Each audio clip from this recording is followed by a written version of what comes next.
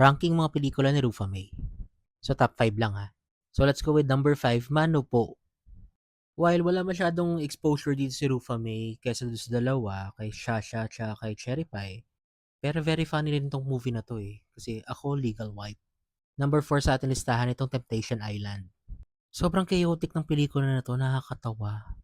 Ang role dito ni Rufa May, assistant siya ni Lovie Poe dito, eh. Pero next sa ating number 3 ay itong Masikip sa Dibdib, Ang Tunay na Buhay ni Bobita Rose. This movie is very chaotic. May lumabas na Regine, may lumabas na Sarah G, may lumabas na Lani Misalucha. Basta parang walang storya 'tong pelikula na 'to, eh, basta ang gulo-gulo lang. Number 2 sa ating listahan ay itong Super B. Siguro si Super B na yung pinakamakulit na superhero, 'di ba? May kilikili power, mga ganyan. At siyempre, ang pinaka-iconic sa lahat, itong number 1 natin ay ang Buba.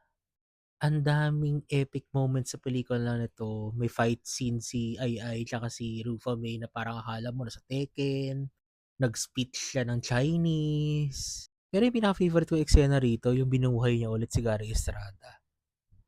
Pero kayo, anong pinaka-favorite niyong movie ni Rufa May? Comment niyo lang diyan.